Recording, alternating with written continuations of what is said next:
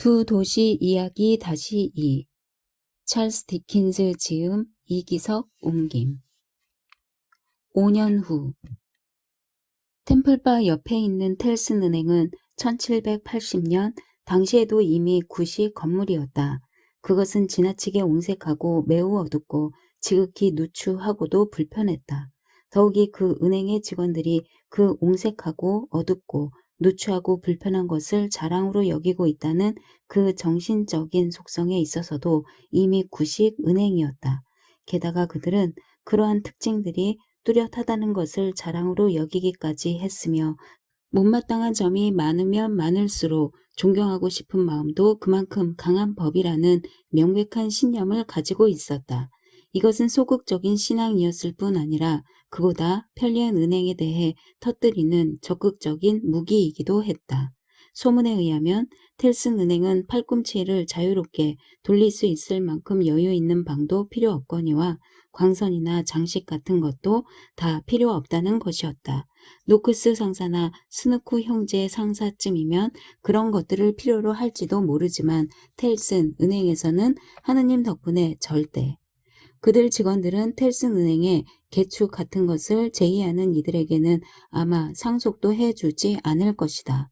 그 점에 있어서는 이 은행이나 그 나라나 비슷했다. 그 나라에서는 오랫동안 지극히 못마땅한 그러나 그 점 때문에 더욱 존경되어 온 법률이나 관습의 개혁을 암시하는 그 나라의 아들들의 상속권을 박탈한 것이 한두 번이 아니었으니까. 이리하여 텔슨 은행은 불편함이야말로 승리의 완성이라는 것을 표방하면서 대대로 운영되어 왔다.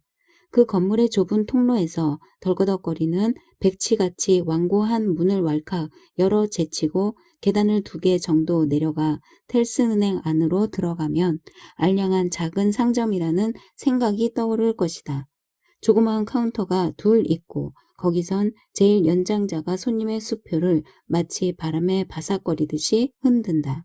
그리고 몹시 그으러 잘 보이지도 않는 창문에 대고 사인을 조사하는 사람도 있다. 창문들은 플리트 거리로부터 쏟아져 들어오는 먼지와 그 창문 자체의 철창틀과 템플바의 짙은 그림자로 더욱 그을어 보인다. 때에 따라서 은행장을 만나야 할 때에는 뒷구석에 있는 유치장 같은 방으로 안내된다. 그 방은 은행장이 주머니에 손을 쳐넣고 나타날 때까지 손님이 자기의 그릇된 반생을 명상하는 데 꼭 알맞은 방이다. 그 어두컴컴한 방 속에선 눈을 껌뻑거려도 소용이 없다. 여러분의 돈이 좀 먹은 낡은 서랍 속으로 들어갔다 나왔다 한다. 그 서랍이 여 닫힐 때마다 그 속에 쌓였던 먼지가 콧구멍으로 목구멍으로 날아 들어간다. 여러분의 지전에는 금세라도 다시 녹마로 돌아갈 것 같은 곰팡 냄새가 배어 있다. 반짝반짝하던 돈 접시도 이웃 수채 같은 곳에 넣었다 뺐다 하는 바람에 하루나 이틀 지나면 감염되어 그 빛을 잃고 만다. 고객들의 문서 나부랭이는 부엌과 개수통을 고쳐 만든 임시 금고 방 안에 보관된다. 양피지의 기름기가 은행 공기 속에서 사가 없어지는 것만큼은 보통이다. 고객들의 가족관계 서류함은 2층 바머사이드 룸으로 운반된다. 그 방에는 항상 큼직한 연회용 테이블이 있지만 한 번도 연회가 베풀어진 일은 없다. 그 방에 보관된 여러분의 옛 애인이나 귀여운 자제분에게서 온 첫 편지는 1780년인 그때에도 아비시니아 또는 야산티만큼이나 잔인무도한 템플바 문에 매달린 해골이 창문을 통해 던지는 추파의 공포로부터 최근에야 해방되었다. 정말이지 당시에는 죽음에 처한다는 것이 모든 장사와 모든 직업에 있어 대유행이었다. 그래서 텔슨 은행에서도 그것은 적잖이 유행이었다. 죽음이란 만물에 대한 자연의 요법이니라. 그것이 법률의 요법이 안 된다고 할 수는 없지 않겠는가?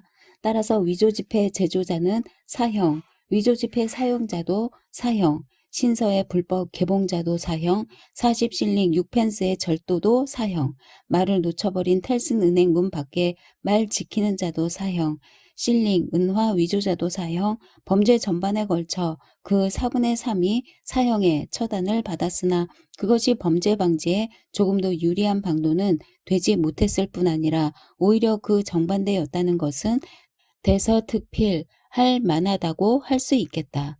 텔슨은행은 당대의 대사업체, 당대의 사람들과 마찬가지로 너무나 많은 사람들의 생명을 빼앗았으므로 만일 그 처단된 해골들을 비밀 처분하지 않고 템플바에 질비하게 매달아 놓았더라면 아마도 지하층은 햇빛 하나 비치지 않는 의미심장한 암흑 속에 파묻혀 버렸을 것이다. 텔슨은행에서는 가지각색의 어둠침침한 선반과 상자들 속에 처박힌 노행원들이 장엄하게 사물을 처리하고 있었다. 젊은 행원을 런던 본점으로 데려오면 본점에선 그 행원이 늙어 꼬부라질 때까지 그곳에 감추어 두는 모양이었다. 그 행원이 완전히 텔슨풍에 젖고 새파랗게 곰팡이가 쓸 때까지 치즈처럼 어두운 곳에 처박아 두었다. 동물원의 원숭이처럼 큰 장부책의 골똘에서 바지나 각반에 그 은행의 전 중량이라도 걸려 있는 듯한 꼴을 하고 있는 것이 우리가 볼 수 있는 그곳의 유일한 모습이었다. 텔슨은행 문 밖에는 안에서 부르기 전에는 절대 들어가는 일이 없는 기묘한 사환이 있었다. 그자는 그 은행에 살아있는 간판처럼 때로는 짐꾼 노릇도 하고 때로는 심부름꾼 노릇도 하였다.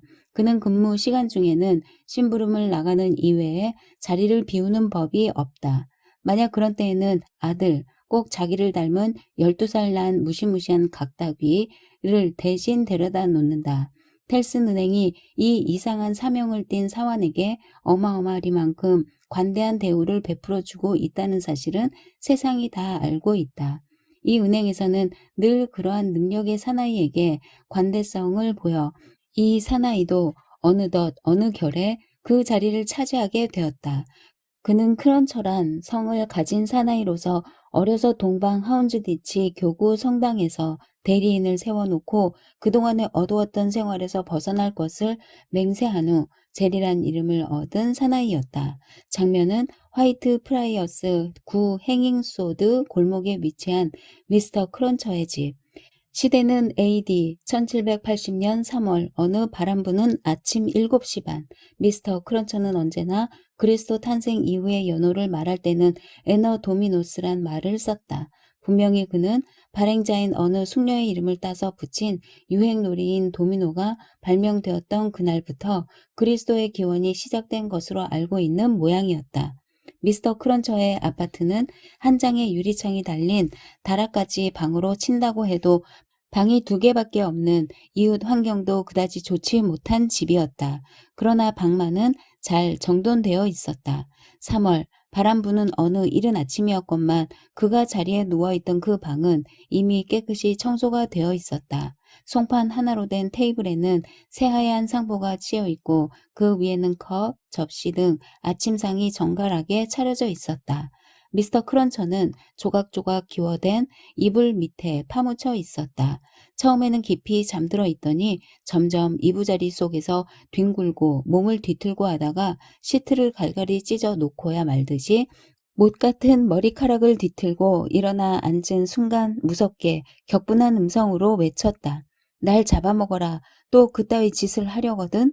방구석에 무릎을 꿇고 있던 정숙하고 부지런해 보이는 여인 하나가 놀란 기색으로 몸을 일으켰다.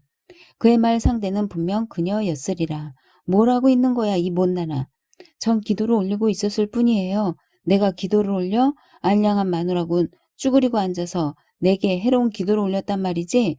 당신께 해로운 기도는 안 올렸어요. 당신을 위한 기도를 했지. 넌 그렇지 않을 거야. 설사 내가 그랬다고 하더라도 물론 고지 듣지 않아. 임마, 꼬마 제리 이놈아. 내 어머니는 참 알량한 여자다.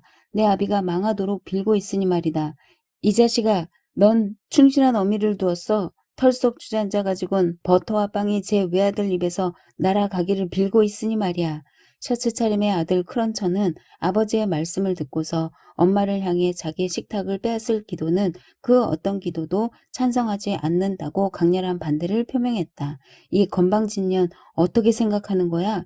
미스터 크런처는 비양심적인 주장을 내세웠다. 너의 기도값이 얼마나 된다고 생각하는 거냔 말이야. 말해봐. 이봐요, 제리. 기도란 오직 마음에서 우러나오는 거예요. 기도 그 자체에 값이 있다고 할까요?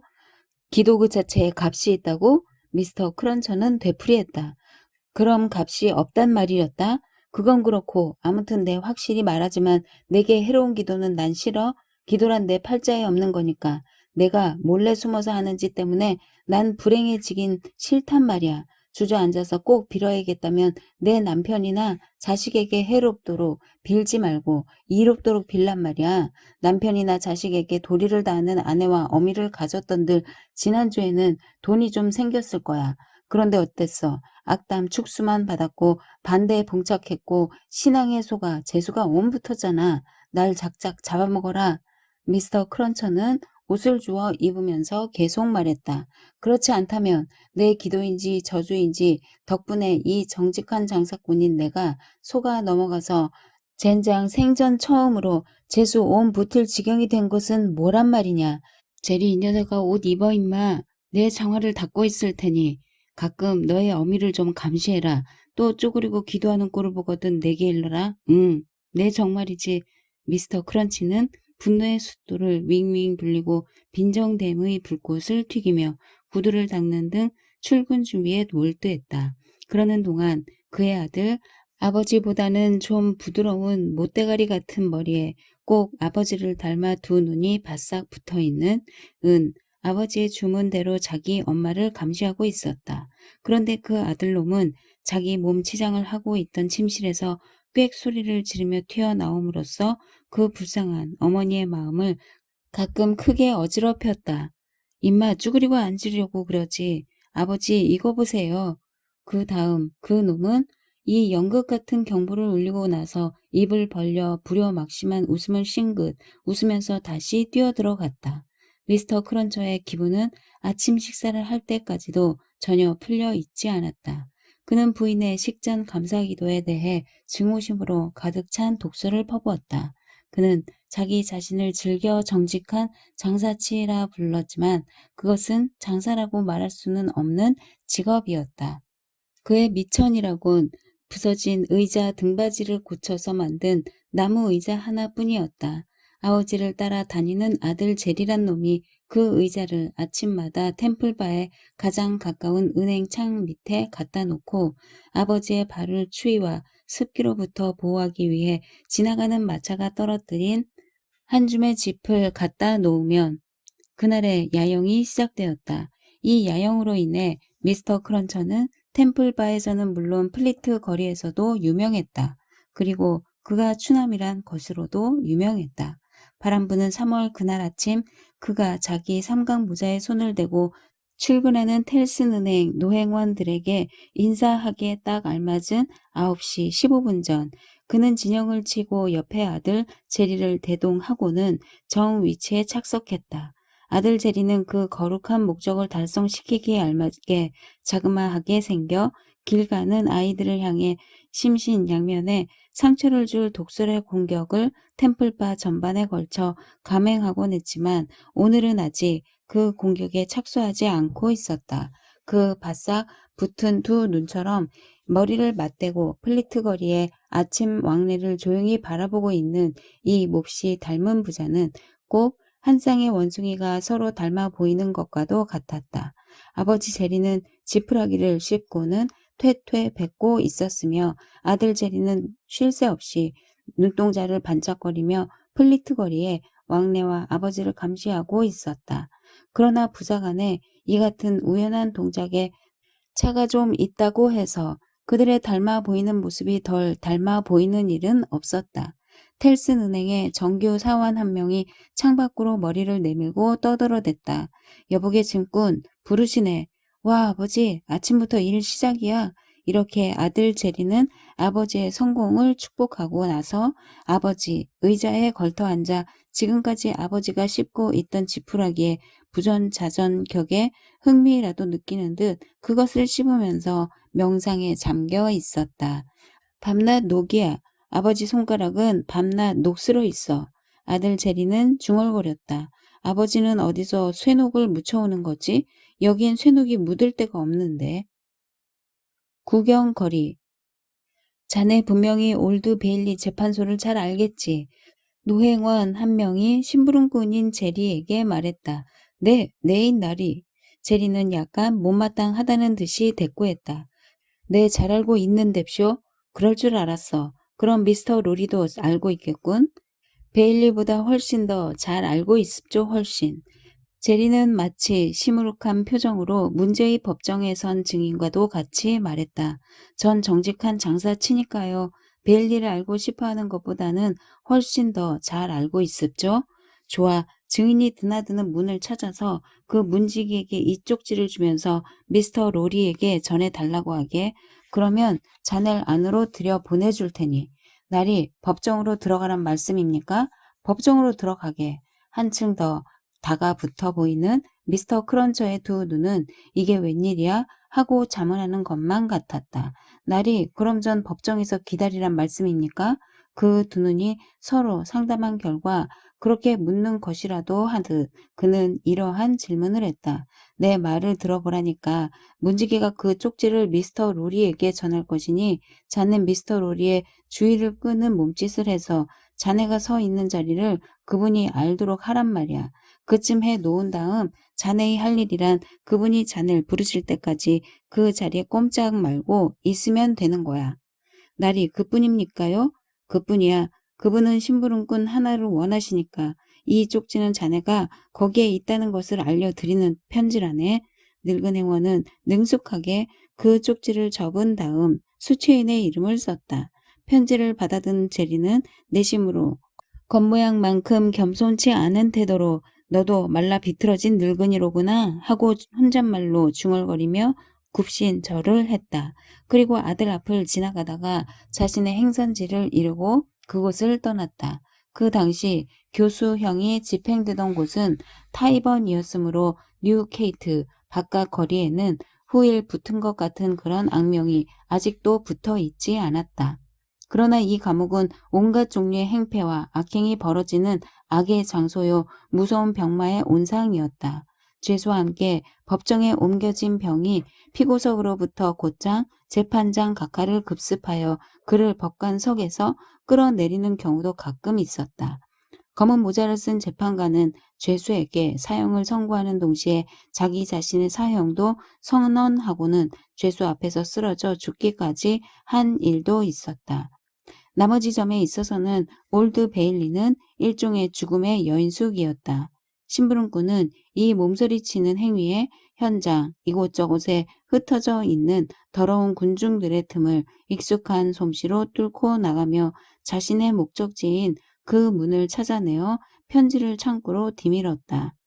그 당시 사람들은 베들럼 정신병원에서 벌어지는 미친 짓을 보려고 돈을 내고 들어왔던 관계로 단 후자의 흥행이 훨씬 고상한 것이었지만 올드 베일리의 문이란 문에는 파수병이 서 있었다. 그러나 범인들이 드나드는 소위 사교의 문만은 항시 활짝 열려 있었다. 잠시 옥신각신하며 약간의 실랑이를 벌인 끝에 문은 인색하게도 미스터 크런처의 몸이 겨우 법정 안으로 들어갈 정도로만 빠끔히 열렸다. 진행되고 있는 건 뭐죠? 그는 옆에 있는 사나이에게 속삭이듯 물었다. 아직 아무것도 안 해요. 그럼 뭘 할 셈인가요? 국가 반역죄 사건이요. 능지처참건이군요. 네? 그 사나이는 흥미가 있다는 듯이 대꾸했다. 놈은 사형수용 들것에 실려 나와 교수대에 올려진 다음 목이 졸라 매이고 다시 끌어내려져 살이 저며지고 오장육부가 꺼내어진 다음 역시 산채로 불살라질 거란 말이야. 그리고 다시 모가지를 잘리고 내 갈래로 찢기는 능지처참에 처해진단 말이야. 그건 참 구경거리거든. 유죄 판결이 내리면 그렇단 말씀입죠. 제리는 단서를 붙이는 식으로 말을 덧붙였다. 오, 유죄 판결이 뻔해. 그자는 말했다. 당신이 무서워할 건 없잖소? 여기서 미스터 크런처의 주인은 편지를 손에 들고 미스터 로리에게로 접근해가는 문지기에게 끌렸다. 미스터 로리는 가발을 쓴 신사들 틈에 끼어 어느 테이블 앞에 앉아 있었다. 미스터 롤이 가까이 산더미 같은 서류를 앞에 놓고 가발을 쓴 피고의 변호인이 앉아있고 바로 맞은편에는 두 손을 주머니에 넣고 미스터 크런처가 본 바에 의하면 이제나 저제나 거의 모든 주의력을 천장에 온통 집중시키고 있는 듯이 보이는 또 하나의 가발을 쓴 신사가 있었다. 마침내 크런처는 쉰 목소리로 기침을 하기도 하고 턱을 어루만지기도 하고 손을 들어 신호를 한 끝에 일어서서 자기를 찾고 있는 미스터 로리의 주의를 끄는데 성공했다. 저분은 이 사건과 무슨 관계가 있어? 아까 말을 한 사나이가 물었다. 내 알게 뭐야? 제리는 말했다. 그럼 한 말씀 묻겠는데 당신은 이 사건과 무슨 관계가 있나요? 그런 것 내 알게 뭐냔 말이야. 하고 제리는 말했다. 재판관의 입정, 그리고 그 결과 한바탕 왁자지껄하는 소리, 그 소리도 가라앉고 두 사람의 대화도 그치고 이어서 피고석이 관심의 초점이 된다. 거기 서 있던 두 명의 간수가 밖으로 나가더니 죄수를 데려다가 피고석에 세워놓았다. 천장을 바라보고 있던 가발을 쓴 신사를 제외하고는 그 자리에 있던 모든 사람들이 죄수에게 주목했다. 법정 내의 모든 사람들의 호흡이 바다처럼 바람처럼 또는 불덩이처럼 그를 향해 퍼져가고 있었다. 피고를 보겠다는 열렬한 얼굴들은 여기저기 기둥과 내 모퉁이에서 내밀었다.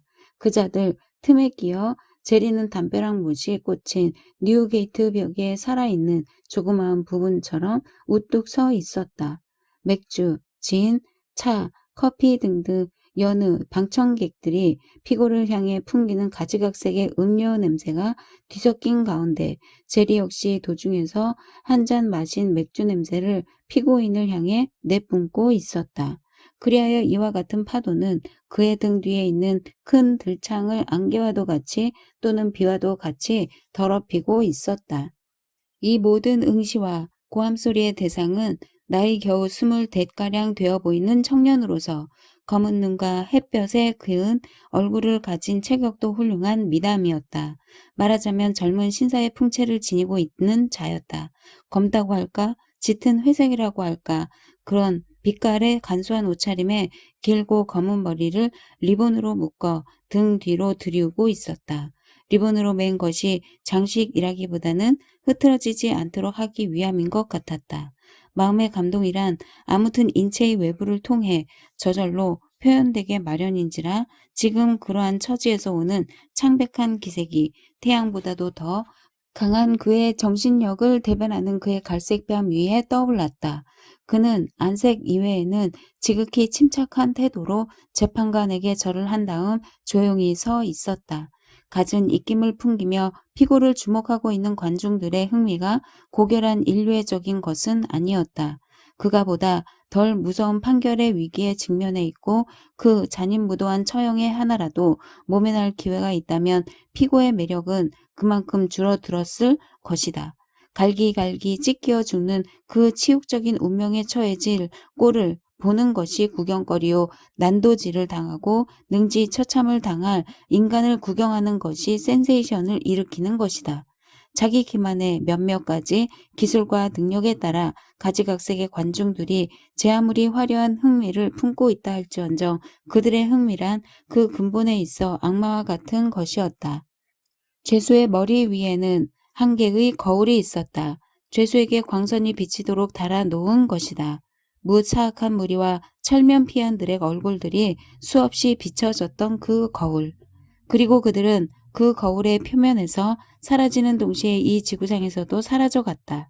만약 그 거울이 대왕이 지금까지 집어삼켰던 모든 송장들을 토에 놓듯이 과거에 비쳤던 영상들을 다시 나타낼 수 있다면 이곳은 가장 무시무시한 유령들이 출몰하는 지겨운 장소가 되어 있을 것이리라. 슬쩍 스쳐가는 치욕과 불명예라는 생각, 이런 효과를 노려서 설치한 거울이리라. 이 죄수의 마음을 움직이게 했는지, 그야 어쨌든 간에 그가 몸을 움직이는 순간 한 줄기 광선의 무늬가 얼굴을 스친 것 같은 생각이 든 그가 얼굴을 들어 보인 것만은 사실이다. 거울이 눈에 띄자 그는 얼굴을 붉혔다. 그렇게 하는 순간 우연히도 그의 얼굴은 법정 왼쪽으로 향해졌다. 순간 그의 눈높이 정도 되는 판사석 모퉁이에 있는 두 사람의 모습이 그의 눈에 띄었다. 그것은 너무나도 갑작스러운 일이요. 또 그의 안색이 너무나도 변하는 바람에 그에게로 집중되었던 장내의 모든 시선이 그 두 사람에게로 옮겨졌다. 방청객들의 눈에 띈 두 인물, 그들은 갓 스물이 되었을까 싶은 한 어린 숙녀와 분명 그녀의 아버지로 보이는 신사 한 명이었다. 그 신사는 완전 백발에 뭐라고 형언할 수 없는 주목할 만한 용모. 용모라곤 하나 활동적인 그런 용모는 아니었고 사색적이고 내성적인 것이었다를 가지고 있는 자로서 놀라운 특징을 나타내고 있는 사나이였다. 딸은 아버지 곁에 앉아서 한 손으로 그의 팔짱을 끼고 다른 한 손으로 그것을 꼭 누르고 있었다. 장래의 광경이 무섭고 또 피고에 대한 불쌍한 생각 때문에 그녀는 아버지 곁에 바싹 붙어 있다. 피고의 위험 이외에는 아무것도 눈에 보이지 않는 듯 그녀의 얼굴에는 공포와 열렬한 동정에 쌓인 심각한 표정이 감돌고 있을 뿐이다. 그것은 유난히 사람의 주의를 끌 뿐 아니라 너무나 강렬하고도 자연스러운 표정이었으므로 피고에게는 한 올의 동정도 보내지 않던 구경꾼들도 그녀에 대해서 많은 감동을 받았다. 그래서 저 두 사람은 누구야? 하고 수군거리는 소리가 장내에 일어났다. 심부름꾼 제리는 자기 멋대로의 관찰과 자기 멋대로의 태도로 손가락을 빨며 목을 길게 빼고 그 두 사람이 누구라는 소리를 들으려고 애썼다. 주위의 군중들은 바로 옆 사람에게 물으면 옆 사람이 또 그 옆 사람에게 묻고 하는 식으로 차례로 전달되어 맨 앞까지 이르더니 이번에는 좀 느린 속도로 옆에서 옆으로 다시 되돌아와 마침내는 제리에게까지 다다랐다. 증인이래. 어느 쪽 증인이야? 반증이래. 어느 쪽 반증이냐 말이야. 피고 쪽 말이야. 장례를 쭉 훑어본 판사는 다시 시선을 거두고 자기 자리에 기대어 앉아 그 생명이 자기 수중에 달려있는 사나이를 차분히 바라보고 있었다. 때마침 검사장이 로프를 꼬고 도끼 날을 갈고 교수대 까치발에 못을 박으려고 일어섰다. 실망. 우리 앞에 서 있는 범인은 나이는 어리지만 마땅히 사형에 처해야 할 국가 반역 행위를 저지를 정도로 노회한 자입니다. 그 같은 국민의 적과 연락이 취해진 것은 어제 오늘 작년 재작년에 시작된 일이 아니며 범인이 여기서 스스로 정직하게 진술할 수 없는 비밀 임무를 띠고 영국과 프랑스 사이를 자주 왕래했던 것은 그보다도 훨씬 이전의 일이었습니다. 무릇 반역자들이 가는 길이 성공을 쟁취할 성질의 것이었다면 다행히도 그런 전례는 절대 없지만 범인의 임무였던 진정한 악의 범죄는 그대로 매장되어 버렸을 것입니다. 그러나 천우신조로 두려움을 모르는 사나이, 비난을 무서워하지 않는 한 사나이의 마음속에 피고의 계획의 본질을 탐지해 공포에 떨리는 가슴으로 그 전모를 국왕폐하에 수석 국무 대신 및 가장 명예로운 추밀원에 밀고 할 생각이 들기에 이르렀습니다. 그 애국자는 여러분 앞에 출정할 것이며 그의 처지, 그의 태도야말로 절대 숭고한 것이라 할 수 있습니다. 그는 피고의 친구였으나 그의 비행을 탐지해낸 다행하고도 불행한 그 시각이 다가오자 더 이상 자기 가슴 속에만 감추어 둘 수 없었으므로 즉시 그 반역자를 조국의 신성한 재단 위에 바쳐야겠다는 결심을 했습니다.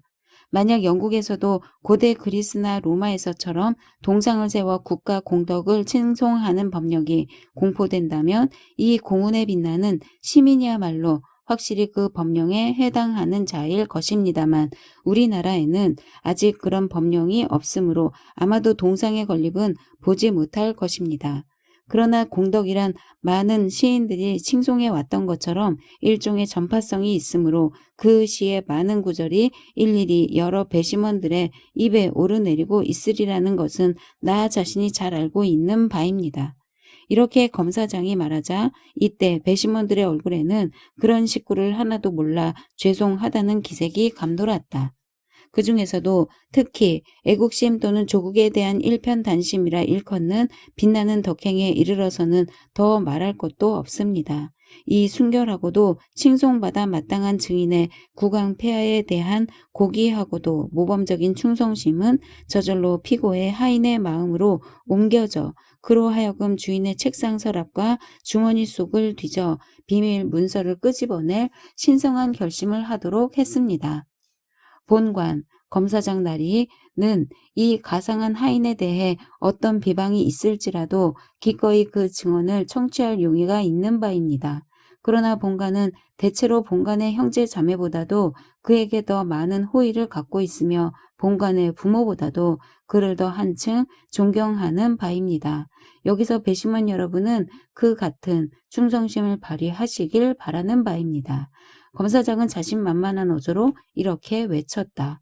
이 두 증인의 출정은 그들이 발견한 방금 제출된 서류와 함께 피고가 국왕 폐하에 군대와 그 수륙에 걸친 배치 상황 및 장비 일람표를 작성했음을 입증하게 될 것이며 또한 피고가 항시 이러한 정보를 적군에 넘겼다는 사실에 대해 전혀 의심의 여지를 남기지 않을 것입니다. 이 일람표가 피고의 필적인가 여부는 우리가 입증할 수 없는 일이지만 그것으로 피고의 범행의 경중이 좌우되는 것은 아닙니다.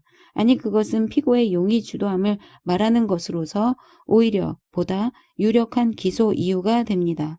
피고의 범죄는 5년 전으로 소급하여 입증될 것이며 피고는 영미의 군사가 처음으로 싸우던 그 두어 주일 전부터 이미 그 같은 유해한 임무에 종사했음을 입증하게 될 것입니다. 이상 열거한 몇 가지 이유로서 배심원 여러분, 충성된 배심원 여러분, 본관이 기대하는 바 중책을 맡은 배심원 여러분은 피고의 유죄를 인정하는 데 있어 적극적인 태도를 보여 실컨 좋건 피고의 목을 잘라야 한다고 믿는 바입니다. 피고의 목을 자르지 않는다면 여러분은 베개를 높이 베고 편안한 잠을 즐길 수 없을 것입니다. 요컨대 여러분은 물론 여러분의 가족이 마음 놓고 잘 수 없다는 것입니다. 여기서 검사 나리는 천편일률적인 태도로 그의 머리가 생각해낼 수 있는 온갖 미명하에 그리고 벌써부터 범인을 송장으로 취급하고 있는 그 엄숙한 확신에 걸어 피고의 사형을 배심원들에게 요구함으로써 결론을 내렸다. 검사장의 논고가 끝나자 장내는 한바탕 왁자지껄해졌다. 그것은 마치 피고가 머지않아 송장으로 화해 버릴 것을 미리 알고 그에게 덤벼든 휘파리 떼들과도 같았다. 잠시 후 다시 장내가 조용해졌다. 그 가상할 애국자가 증인석에 나타난 것이다. 이어서 차석 검사가 검사장의 지시에 따라 그 애국자를 신문했다. 그는 존 바세드란 이름의 신사였다. 순결한 정신의 소산인 그의 진술 내용은 검사장 나리의 논고에 있던 바로 그대로였다. 만약 거기에 무슨 차이가 있다면 그것은 좀 너무 지나치게 정확하다는 것뿐이었다. 그가 그 고귀한 가슴에 지녔던 무거운 짐을 내려놓은 다음 잠옷 겸손한 태도로 퇴정하려 했을 때 서류를 앞에 들고 미스터 로리로부터 멀지 않은 곳에 앉아있던 가발을 쓴 신사가 발언하여 두어 마디 질문을 요청했다. 그 반대편에 앉아있던 역시 가발을 쓴 신사는 한결같이 천장만 바라보고 있었다. 증인은 자신이 첩자였음을 인정하는가? 아니다. 그런 유치한 수작은 일소에 붙인다. 증인은 무엇으로 생계를 유지해 가는가? 나의 재산으로. 증인의 재산은 어디 있는가? 어디 있는지 잘 기억이 안 난다. 증인의 재산이란 무엇인가? 타인이 간섭할 문제가 아니다. 상속된 것인가? 그렇다. 누구에게 상속받았나? 먼 친척으로부터. 아주 먼 친척인가? 좀 먼 친척이다. 전과 사실이 있는가? 절대 없다. 채무자로서 투옥된 사실도 없는가? 왜 그런 신문을 하는 것인가? 절대 없는가? 있다. 몇 번쯤 있었는가? 두서너 번 있었다. 대여섯 번은 아니었던가? 아마 그럴지도 모른다. 당신의 신부는? 신사. 누구에게 걷어챈 일은 없었던가? 있었을지도 모르겠다. 자주 있었던가? 아니다. 계단에서 채어 떨어진 일은 없었던가? 절대로 없다. 그러나 계단 위에서 걷어채었을 때 일부러 굴러 떨어진 적이 한 번 있다. 주사위 노름판에서 사기를 하다가 걷어챈 건 아니었던가? 내게 폭행을 가한 그 주정뱅이 거짓말쟁이 녀석이 그런 말을 한 일은 있으나 그건 사실이 아니다. 사실이 아님을 맹세하겠나? 절대 맹세할 수 있다. 노름판 사기꾼으로 생계를 유지해 나간 적은 없었던가? 절대 없다. 그런 노름으로 생계를 꾸려 간 적은 없었던가? 모든 신사와 마찬가지로 없다. 피고인에게서 돈을 빌린 일은 없었던가? 있다. 갚았나? 안 갚았다. 피고와는 막역한 사이라고 되어 있는데 사실은 역마차나 여인숙이나 정기성 같은 데서 고의로 그런 기회를 만든 것은 아니었던가? 아니다. 피고가 이 일람표를 가지고 있는 것을 보았다는 것은 사실인가? 사실이다. 이 일람표에 관해서 그 밖에 또 아는 바 있는가? 없다. 예컨대 자신이 훔쳐낸 것이라든가? 아니다. 무엇을 바르고 증언대에 오르는 건 아닌가? 아니다. 정부에서 정해진 월급을 받고 정식으로 채용되어 모함을 전문업으로 하고 있는 자는 아닌가? 오호, 천만에 아니다. 그 비슷한 일을 하고 있는 건 아닌가? 오호, 천만에 아니다. 맹세할 수 있는가? 몇 번이고 하겠다. 순수한 애국심 이외에 다른 동기는 없는가? 아무것도 없다. 그 다음 선량한 하인 로저 클라이가 일사천리식으로 이 사건에 대한 처음부터 끝까지의 자기 행동을 증언했다. 그는 4년 전부터 한낱 고지식하고 충실한 마음으로 피고의 하인 노릇을 해왔다는 것이었다. 그가 칼레행 정기선상에서 피고에게 손에 맞는 하인을 쓰지 않겠느냐고 물었던 바 피고는 그를 채용했다는 것이었다. 물론 그는 자선 사업으로 자기를 채용해 달라고 피고에게 애원한 것은 아니었다. 그런 생각은 가져본 일도 없었다는 것이다. 그가 피고에 대해 의심을 품고 그를 감시하기 시작한 것은 그 후 얼마 안 지나서부터였다. 여행 중 피고의 의복을 정돈하다가 주머니 속에서 비슷한 리스트를 수차에 걸쳐 봤다는 것이었다. 그는 피고의 책상 서랍 속에서도 봤다고 했다. 그것은 그가 당초에 그곳에 넣어둔 것이 아닌 또 하나의 리스트였다는 것이었다. 그는 피고가 칼레와 볼로뉴에서 그와 똑같은 리스트를 프랑스인에게 보이는 것을 목격했다는 것이었다. 그는 자기의 조국을 사랑했으며 그러므로 그것을 묵과할 수 없어 밀고 했다는 것이다. 그는 조금 전에 증인과는 7, 8년째의 친구지만 그것은 단지 우연에 지나지 않으므로 그것을 가장 기묘한 우연의 일치가 만들어낸 결과라고 말했다. 무릇 우연의 일치란 기묘한 것이니까. 그러나 그는 자기의 진정한 애국심이 또한 밀고의 유일한 동기였다는 그 사실 역시 기묘한 우연의 일치였다고는 말하지 않았다. 자신은 진정한 영국인이며 그래서 자기 같은 사람이 많기를 바란다는 것이었다. 이때 쉬파리 떼들이 또 끓기 시작했다. 검사장 나리께서 미스터 자비스 로리의 이름을 불렀기 때문이다. 미스터 자비스 로리 귀하는 텔슨 은행원입니까? 네. 1775년 11월 어느 금요일 밤 은행일로 런던 도버간을 역마차로 여행한 일이 있습니까? 네, 있습니다. 당시 다른 승객들이 있었습니까? 2사람 있었습니다. 그들은 밤중에 도중 하차를 했습니까? 네. 미스터 로리, 피고 쪽을 보세요. 저 사람이 그 2승객 중 한 사람이 아니었습니까? 저로서는 단언할 수 없습니다. 그럼 그 2승객 중에 한 사람과 비슷하지도 않습니까? 2사람 다 옷을 푹 뒤집어 쓰고 있었고 밤이라 캄캄했고 게다가 저희들은 서로를 몹시 경계하고 있었으므로 그것조차 단언할 수 없습니다. 미스터 롤이 다시 한번 피고를 보시오. 피고가 2승객처럼 옷을 푹 뒤집어 쓰고 있다고 상상할 때 그의 키라든가 그의 몸집에 어딘가 그 2승객 중에 한 사람같이 보인다는 점도 없습니까? 없습니다.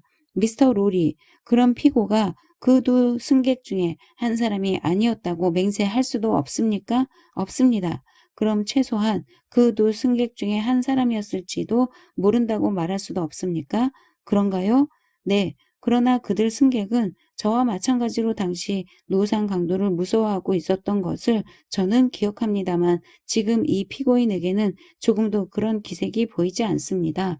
귀하는 가짜 겁쟁이를 본 일이 있습니까, 미스터 롤이? 네, 확실히 본 일이 있습니다. 그럼 미스터 롤이 다시 한번 피고를 보아주시오. 귀하의 분명한 기억에 비추어 지금까지 피고를 본 일이 있다고 생각하십니까? 네, 있습니다. 언제? 그 2, 3일 후 제가 프랑스에서 귀국하던 길에서였습니다. 칼레에서 피고는 제가 타고 있던 배에 올랐습니다. 그래서 함께 항해하게 되었습니다. 피고가 배에 오른 것은 몇 시쯤이었습니까? 자정이 좀 넘어서였습니다. 한밤중에 그런 때 아닌 시간에 배에 오른 건 그저 한 사람뿐이었습니까? 공교롭게도 피고 단 한 명뿐이었습니다. 귀하는 혼자 여행 중이었소? 아니면 동행이 있었습니까? 동행이 2명, 신사, 숙녀 각 1명씩이었습니다. 그분들도 지금 이 자리에 나와 있습니다. 그분들도 지금 이 자리에 나와 있다는 말입니까? 귀하는 당시 피고와 무슨 말을 했습니까? 별로 하지 않았습니다. 날씨도 험악했고 항해는 길고 불편하여 전 거의 내내 소파에 누워 있었습니다. 마네티앙, 아까부터 모든 사람들의 시선을 받고 있던 이 젊은 숙녀에게 또다시 모든 시선이 집중되었다. 그녀는 앉았던 그 자리에서 일어섰다. 그녀의 아버지도 함께 일어나 딸의 팔짱을 끼어 부축해 주었다. 마네티앙, 피고를 보시오. 그처럼 애처롭고 그처럼 진지한 젊은 미녀와 마주 서게 된다는 것은 피고에게는 장래의 모든 군중과 대결하는 것보다도 훨씬 더 못 견딜 노릇이었다. 무덤 입구에 서 있는 지금 이렇게 그녀를 바라보고 있노라니 호기심에 찬 묻시선을 받고 있는 그 만좌 중에서 그는 언제까지나 냉정을 지속할 수만은 없었다. 피가 입술에서 심장으로 역류해 그는 새파랗게 질렸다. 쉬파리 떼들이 또 한 번 왁자지껄했다. 마네티앙, 전에 피고를 만난 일이 있습니까? 네. 어디서? 방금 언급되었던 정기선상에서 바로 같은 시기에 만났습니다. 방금 진술에 나온 젊은 숙녀라는 분이 귀하셨습니까? 오, 불행한 일이지만 그렇습니다. 묻는 말에만 대답하시오. 쓸데없는 소리를 덧붙이지 말고. 재판관이 격렬한 어조로 말하자 그녀의 동정 어린 애처로운 음성은 재판관의 비음악적 언성 속에 파묻혀 버렸다. 마네티앙, 귀하는 해협을 건너는 배 안에서 피고와 무슨 이야기라도 나눈 적이 있습니까? 네, 그 이야기를 회상해 보시오. 죽은 듯이 조용한 그 분위기 속에서 그녀는 가냘픈 음성으로 말을 시작했다. 그 신사께서 배에 오르셨을 때 그 신사는 피고를 말하는 것이겠죠? 재판관은 양미간을 찌푸리며 물었다. 네, 그렇습니다. 그럼 피고란 말을 쓰시오.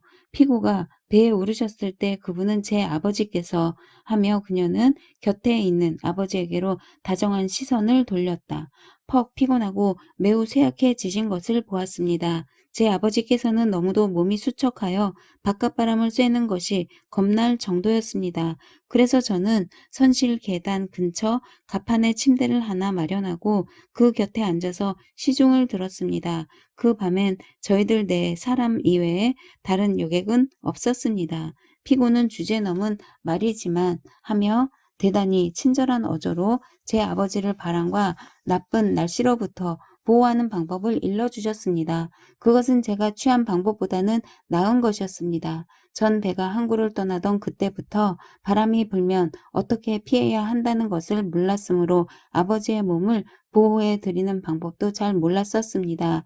그분은 저를 위해 충고를 해 주셨습니다. 그분은 제 아버지의 건강을 위해 퍽 점잖고도 친절한 말씀을 해 주셨습니다. 아마 딱하게 생각하신 모양이죠. 저희가 말을 시작했던 사정은 이상 말씀드린 바와 같습니다. 잠깐, 그때 피고는 혼자서 배를 탔던가요? 아닙니다. 동행은 몇 명이었습니까? 프랑스 신사가 2명. 그자들은 서로 무슨 의논을 하고 있지 않았습니까? 그 프랑스 신사들은 보트로 옮겨 타던 그 마지막 순간까지 의논을 하고 있었습니다. 그들끼리 무슨 서류 같은 것을 주고받고 하진 않았습니까? 이 리스트와 비슷한 무슨 서류 같은 것을 주고받고 하는 모양이었으나 그 서류가 무엇인지는 몰랐습니다. 모양과 크기가 이 리스트와 비슷하진 않았습니까?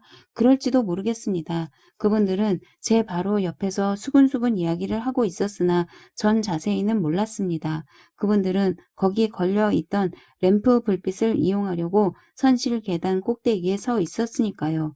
램프 불빛은 희미했고 말소리는 극히 나직하여 저는 한마디도 들을 수 없었으며 다만 그분들이 무슨 서류를 보고 계신 것만이 눈에 띄었습니다. 자, 그럼 피고와 주고받은 이야기를 하시오, 마네테양.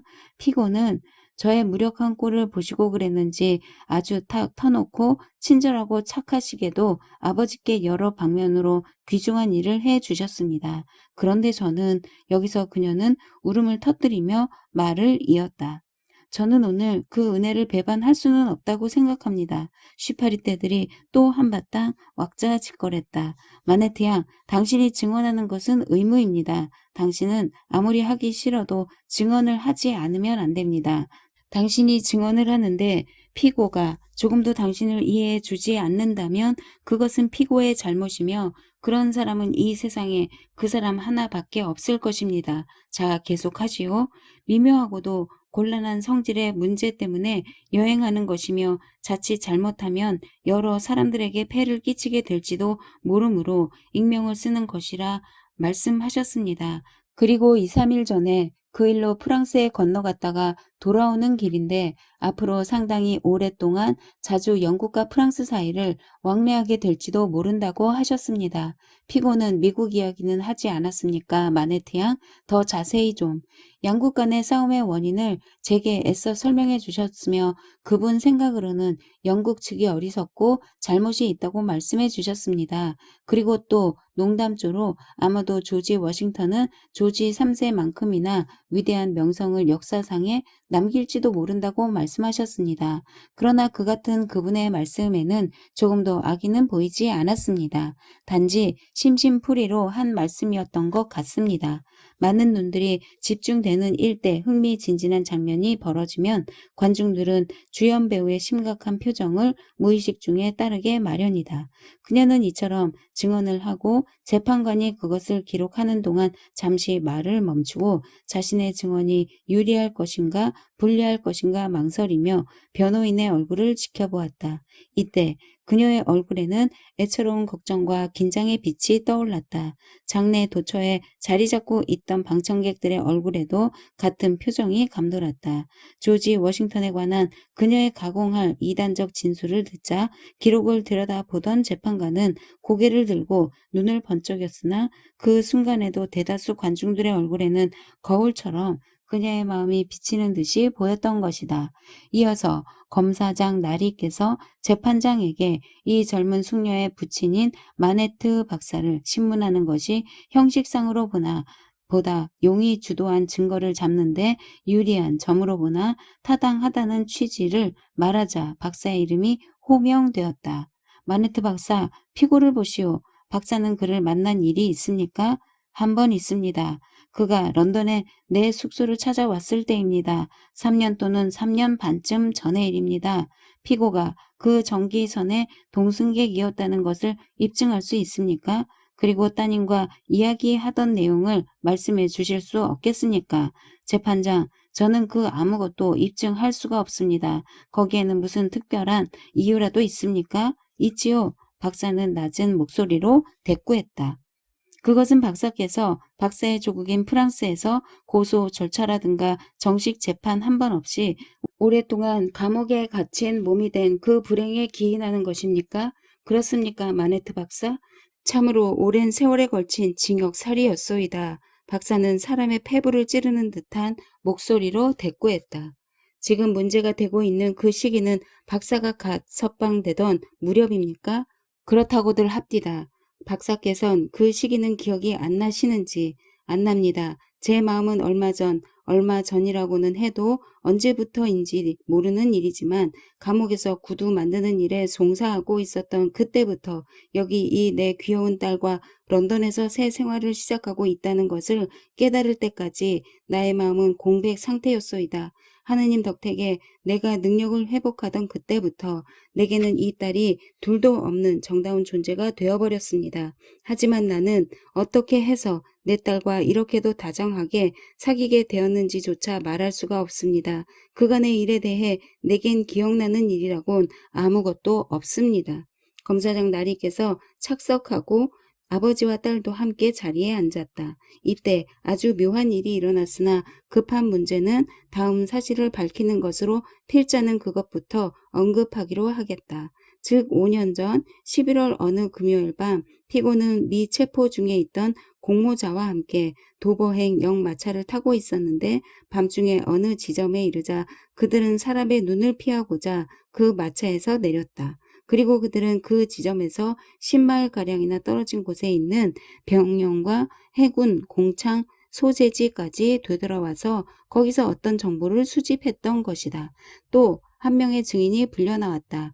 그의 증언에 의하면 피고는 모년 모월 모일 그 병영 및 공창 도시의 어느 호텔 커피룸에서 공모자를 기다리고 있던 바로 그자였다는 것이다. 피고 측의 변호인이 그 증인에게 반대 신문을 해봤으나 별로 소득이 없었다. 증인은 그 후 피고를 본 일은 단 한 번도 없었다고만 내뱉을 뿐이었다. 이때 내내 천장만 쳐다보고 있던 가발을 쓴 신사가 쪽지에 한두 마디 뭐라고 적더니 그것을 꼬깃꼬깃 접어서 변호인에게 던져주었다. 쪽지를 펼쳐본 변호인은 순간 호기심에 찬 눈초리로 피고의 얼굴을 유심히 바라보며 증인에 대한 반대 신문을 계속했다. 당신은 그가 피고 그 사람이었다는 것을 확신합니까? 증인은 장담했다. 당신은 피고와 아주 비슷하게 생긴 사람을 본 일은 없습니까? 증인의 말에 의하면 같은 사람으로 볼 만큼 비슷한 사람을 본 일은 없다는 것이었다. 그럼 저기 저 신사, 나와 막역한 사이인 내 친구를 좀 보시오. 변호인은 그 쪽지를 던진 신사를 가리켰다. 그리고 다시 피고의 얼굴을 자세히 보십시오. 어떻습니까? 두 사람은 아주 비슷하다고 할 수 있습니까? 나의 막역한 친구라는 사람의 용무는 방탕자까지는 아닐지라도 검소하고 호탕한 얼굴이었다. 그런 점을 빼놓고는 두 사람은 놀랄 만큼 많이 닮아 있었다. 두 사람을 비교해본 장래의 모든 사람들은 입이 딱 벌어질 지경이었다. 나의 막역한 친구에게 그 가발을 벗도록 일러주시기를 하는 변호인의 요청에 따라 재판장이 가까스로 지시를 내렸다. 가발을 벗은 그 신사는 더더욱 뚜렷하게 피고를 닮아 보였다. 여기서 재판장은 스트라이버 피고 측 변호인을 향해 그럼 카턴 스트라이버의 막역한 친구의 이름을 반역죄로 체포할까요? 하고 따졌다. 그러나 미스터 스트라이버는 노라고 재판장에게 응수한 다음 증인을 향해 한 번 일어난 일은 두 번 일어날 수도 있는 일이 아닌가. 세상에는 이같이 서로 비슷한 사람도 있으니 자신이 이처럼 경솔할 수도 있다는 것을 좀 더 일찍 깨달았던들 여전히 자신의 눈에 대해 자신을 가질 것인가 답변해 주시오 하고 덤벼들었다. 그 결과 증인의 처지는 마치 오지 그릇처럼 산산조각이 나 버렸으며 이 재판에 있어서의 증인의 역할이란 한낱 무용지물이 돼 버리고 말았다. 증언이 진행되는 동안 내내 손톱에 묻은 녹을 핥고 있던 미스터 크런처는 지금까지 아마 한 끼니 부는 핥았을 것이리라. 그리고 그는 이번엔 미스터 스트라이버가 몸에 꼭 맞는 옷이라도 입히듯 피고의 처지를 배심원들에게 뒤집어 씌우고 있는 것을 경청해야 했다. 즉 변호의 내용인즉 소위 애국자 바세드는 돈에 매수된 밀고자며 친구를 판 개며 장사꾼의 피가 흐르고 있는 염치 없는 브로커며 저주받을 유다일의 지상 최대의 악당임을 입증하는 것이었다. 그의 변론은 계속되었다. 소위 충직한 하인 클라인은 그 악당의 친구요 공모자며 또 마땅히 그럴 만한 인물인 것이다. 그리고 날조자 거짓 증인들의 경계에 찬 눈초리가 피고에게 쏠렸던 것은 처음부터 그를 희생시킬 작정에서였던 것이다. 왜냐하면 그는 프랑스인의 혈통을 가진 자니까 어떤 가정 문제로 말미암아 부득이 해협을 왕래하게 됐던 데에 지나지 않았기 때문이다.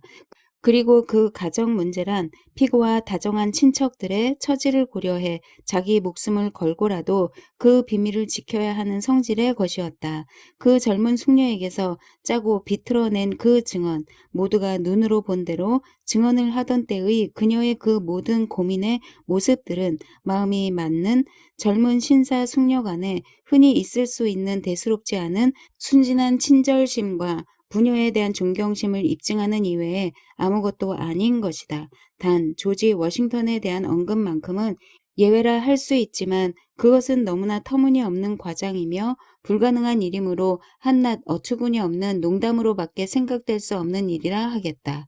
정부가 가장 비열하게도 국민적 반항심과 공포의 감정을 이용해 그들의 인기를 선동하려는 그 시도에 실패한다면 그것은 곧 정부의 약점을 폭로하는 것이 될 것이며, 그러므로 검사장 나리께서는 더더욱 그 비열한 처사를 이용하는 것이다. 그러나 그것은 수많은 사건을 왜곡하는 비열하고도 파렴치한 증언을 낳도록 하는 이외의 아무것도 아니며, 그러므로 이 나라에서는 국가 반역 재판이 사태를 이루고 있는 것이다. 그러나 변호인의 변론이 여기에까지 이르자 재판장은 그의 말을 가로막으며 믿어지지 않으리만큼 심각한 표정으로 도저히 자기로서는 이 자리에 앉아서 변호인의 독설을 참을 수 없다고 외쳤다.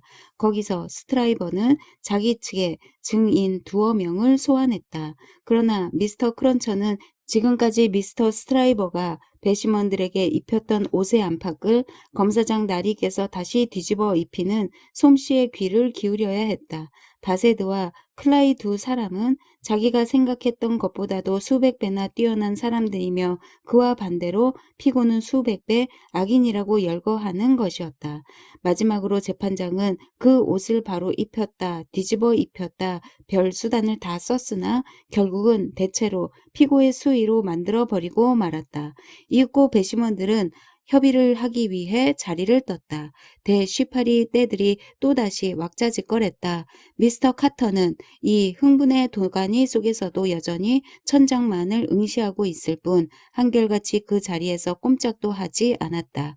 그의 막역한 친구인 미스터 스트라이버는 앞에 산더미 같은 서류를 쌓아놓고 옆에 앉아있는 사람들과 속삭이듯 무슨 이야기를 하기도 하고, 또 때로는 근심스러운 눈초리로 배심원들을 흘끗흘끗 쳐다보기도 했다. 방청객들은 얼마쯤 자리를 옮겨 이쪽 저쪽에 새로운 때를 이루고 있었다.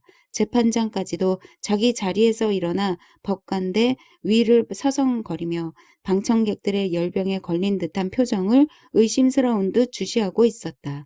그러나 카턴이라는 사람은 너덜거리는 가운을 입고 아까 벗었던 가발을 비스듬히 얹어 놓은 채 의자 등받이에 몸을 기대고 앉아 여전히 천장만 뚫어질 듯이 보고 있었다.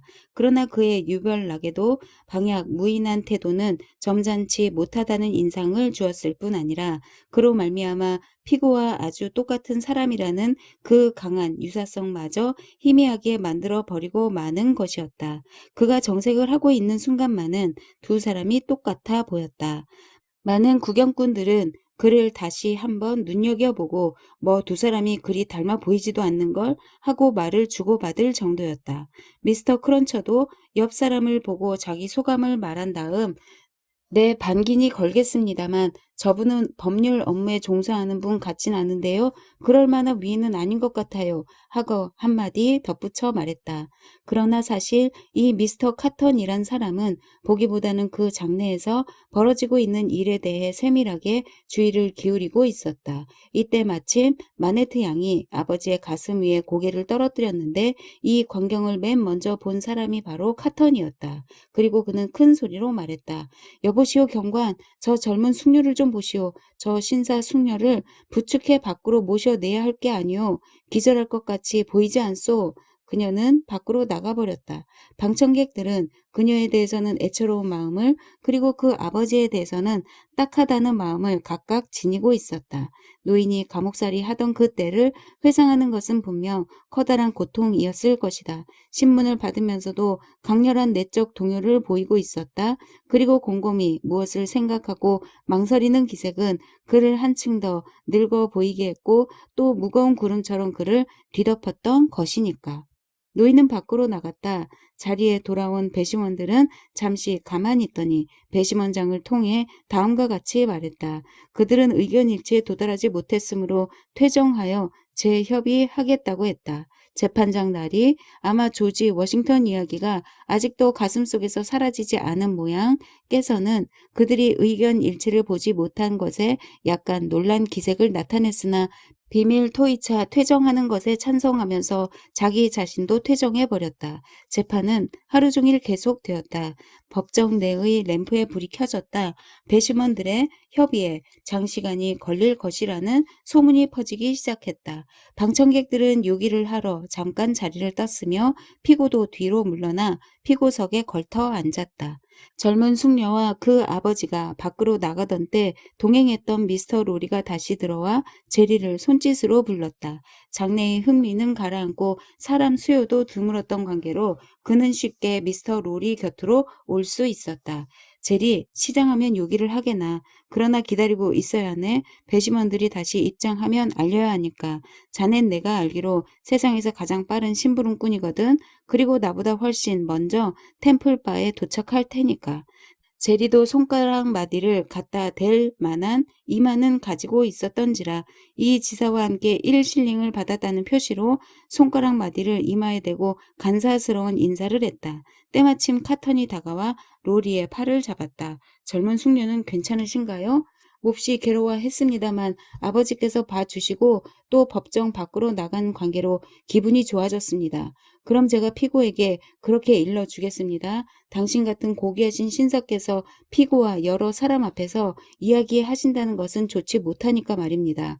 그렇잖아도 마음속으로 그 점을 염려하고 있었음을 들키기라도 한 듯 미스터 로리는 금세 얼굴을 붉혔다.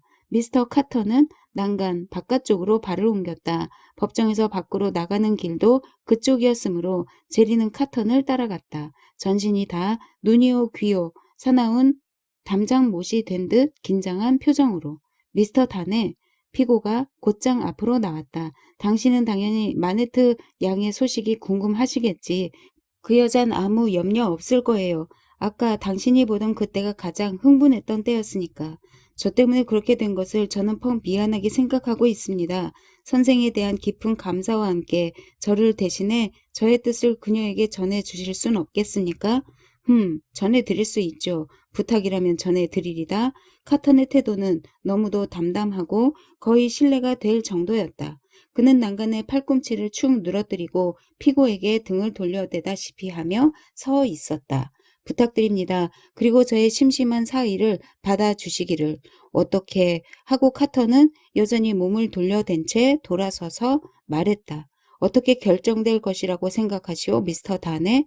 최악의 경우를. 그쯤 생각하고 있는 게 현명하고 가장 좋지. 그러나 내 생각으로는 배심원들이 퇴정한 것은 당신에게 도리어 유리할 것 같은데 법정에서 문 밖으로 나가는 도중 우물쭈물하는 것은 허용되지 않았으므로 제리는 두 사람의 이야기를 더 이상 들을 수 없었다. 그는 그들 그렇게도 닮은 얼굴을 하고 있으면서 그렇게도 판이한 태도를 지니고 있는 둘이 나란히 서 있는 모습을 그들 머리 위에 거울 속에 남겨놓고 밖으로 나가버렸다. 그러나 그는 법정으로 통하는 계단을 올라가는 사람들의 재빠른 물결 속으로 휩쓸려 들어가고 말았다. 제리, 제리! 미스터 로리는 벌써 문턱으로 다가와 그를 부르고 있었다. 여기 있습니다, 나리. 다시 돌아가자면 한바탕 전쟁을 치러야 합니다. 여기 있습니다, 나리. 미스터 로리는 모여있는 군중의 틈을 뚫고 종이 쪽지 한 장을 그의 손에 쥐어주며 외쳤다. 냉큼 달리게 잘 간직했겠지? 네, 나리. 쪽지 위에 급히 갈겨 쓴 글씨는 석방이라는 두 자뿐. 소생하다란 메시지를 또 보낸다면 하고 제리는 돌아와서 중얼거렸다. 이번엔 나도 그 뜻을 알 텐데. 그가 올드 베일리를 벗어나기까지는 말할 겨를은 고사하고 무슨 생각조차 해볼 여유가 없었다. 다리를 부러뜨릴 듯 맹렬한 기세로 물밀듯 쏟아져 나오는 군중들의 흐름과 먹이를 빼앗긴 쉬파리 떼들이 다른 썩은 물건을 찾아 사방으로 흩어져 나가는 것과도 같은 소란한 잡음이 거리를 휩쓸고 있었다. 축배. 거기서 온종일 들끓고 있던 인간 스튜의 마지막 앙금이 어둠침침한 법정 복도로부터 사라져 버릴 무렵 마네트 박사 그의 딸 리시 마네트, 미스터 로리, 변호인 미스터 스트라이버, 일행은 방금 석방된 미스터 다네를 둘러싸고 그가 사형을 면하게 된 것을 축하하고 있었다. 더 밝은 불빛에 비춰본다 하더라도 지금 마네트 박사의 지적인 용모와 꼿꼿한 몸 맵시에서 파리의 방 속에 있던 구두공의 흔적을 찾아내기란 어려운 일일 것이다.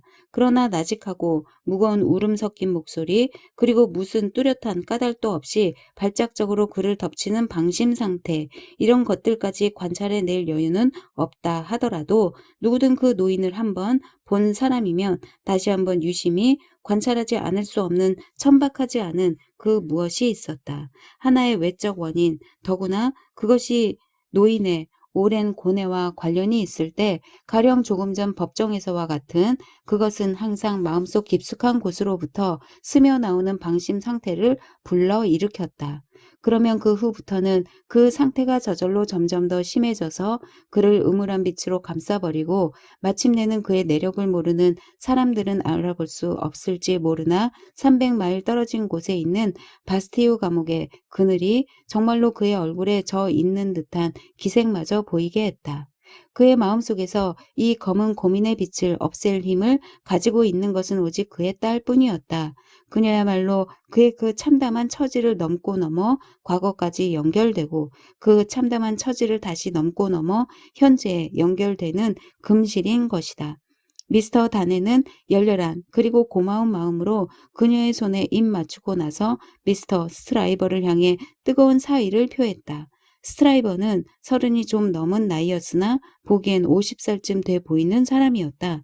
몸집은 건강하고 목소리는 우렁차고 얼굴은 붉고 태도는 대범하고 적어도 섬세하다든가 예민하다든가 하는 것들과는 거리가 먼 성격이었다. 그러므로 그는 무슨 모임이라든가 누구와 이야기를 주고받고 할 때 어깨로 사람을 떠다 밀고 덤벼들었으며 세상을 살아가는 그의 태도 전체가 어깨로 떠밀고 덤벼드는 시기였다. 그는 아직 법관복을 그대로 입고 가발까지 쓰고 있었다. 그리고 죄 없는 미스터 로리를 일행에서 밀어낼 듯 어깨를 펴고 찍어 누르며 변호 의뢰인을 내려다보며 말했다. 당신이 명예로운 석방의 판결을 받게 되어 기쁘오, 미스터 다네. 처음부터 부당한 기소였으니까. 그러나 그런 만큼 성공의 가망이 없었던 것도 아니었지. 평생 이 은혜를 못 잊겠습니다. 두 가지 의미에서. 의뢰인은 그의 손을 잡으며 말했다. 난 최선을 다했소, 다네. 그리고 내가 최선을 다하면 다른 사람에게 지진 않는다고 자부하는 바이오. 이쯤 자화자찬이 나오면 누군가 옆에서 다른 사람에게 지지 않으실 정도가 아니죠. 훨씬 탁월하시죠. 하고 한마디 던지지 않을 수 없는 분명 그런 순간이었다. 그래서 눈치 빠른 미스터 로리가 한마디 던져주었다. 이것은 아무런 목적 없이 던져진 한마디가 아니오. 다시 그 일행에서 자기의 존재를 회복하겠다는 속셈에서 찌른 일침이었으리라. 그렇게 생각하십니까? 스트라이버는 말했다. 그렇지. 당신은 온종일 법정에 계셨으니 잘 아시겠군. 더군다나 사무가시고 법률에 능통한 변호사는 아까 미스터 로리를 어깨로 밀어젖히듯 이번에는 어깨로 그를 그 일행 속으로 밀어 넣었다. 그래서 미스터 로리는 한마디 흥을 떨었다. 그러면 한 말씀 마네트 박사께 요청이 있습니다. 이 모임의 해산을 선언하시고 각자 집으로 돌아가도록 명령하시면 어떻겠습니까? 리씨, 마네트 양은 몸이 아픈 듯하고 다네 씨는 지긋지긋한 하루를 겪었으며 저희들도 모두 기진맥진해 있으니까요. 당신 걱정이나 하시지요, 미스터 로리. 스트라이버는 말했다. 난 아직 밤에도 처리할 일이 남아있어서 당신은 우선 그렇게 하시지요. 당신을 걱정하는 게 아닙니다. 미스터 로리는 대꾸했다. 다네 씨와 리씨 양이 염려스러워하는 말입니다. 이봐요, 리씨 양. 제가 말씀드리는 것은 우리들 모두를 위해 그러는 것이라고 생각지 않으십니까? 그는 발끈해서 그녀에게 물으며 그녀의 아버지에게도 훌끗 시선을 던졌다. 그녀의 아버지의 얼굴은 굳어버린 표정으로 몹시 묘한 얼굴을 하고 다네를 바라보고 있었다. 그것은 무서운 응시, 짙어가는 불신과 미움의 주름살, 공포마저 뒤섞인 표정이었다. 이 같은 오묘한 표정이 떠도는 가운데 그의 가슴은 갈피를 잃어가고 있었다. 아버지, 리씨는 상냥하게 그의 손을 잡으며 말했다. 노인은 지니고 있던 환상을 천천히 털어버리며 딸에게로 고개를 돌렸다. 그만 집으로 돌아갈까요, 아버지? 긴 한숨을 내쉬며 노인은 대꾸했다. 그러자 석방된 피고의 친구들은 그날 밤 석방될 가망이 없을 것으로 보고 모두 서방으로 흩어져 가 버렸다. 거리의 등불도 거의 모두 꺼지고 철 대문이 덜커덩덜커덩 소리를 내며 닫혔다. 또 교수대니 칼이니 낙인이니 하여 무사람들이 다시 몰려들 내일 아침까지는 이 불길한 고장도 잠잠해진다. 리씨 마네트는 아버지와 다네씨 사이에 끼어 걸음을 옮기면서 밖으로 나갔다. 부녀는 마차를 불러 타고 사라져 버렸다. 스트라이버는 일행과 작별하고 어깨를 으쓱대며 의상실로 되돌아갔다. 이때 그들 일행에 끼지도 않고 누구하고도 말 한마디 건네지 않고 짙은 그늘 속 벽 쪽에 기대 있었던 한 사나이가 그들의 뒤를 말없이 어슬렁어슬렁 걸어갔다. 그는 부녀가 타고 간 마차가 보이지 않을 때까지 그것을 전송하고 나서 포도 위에 서 있는 로리와 다네에게로 다가섰다.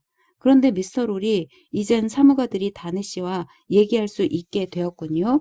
오늘 공판장에서의 카턴의 역할을 누구 하나 인정해주지 않았다. 그의 공을 아는 사람조차도 없었다. 지금 그는 가운을 벗고 있었으나 그렇다고 해서 풍채가 더 좋아진 것도 아니었다.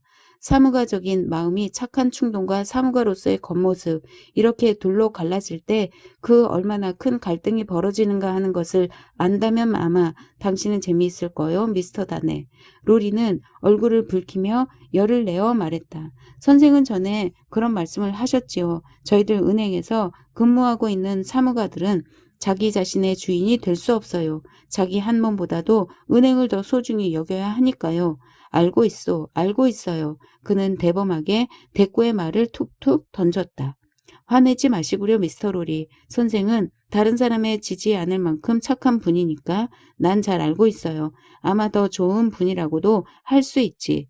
그런데 선생, 정말이지. 로리는 그의 말은 들은 척도 하지 않고 계속 물었다.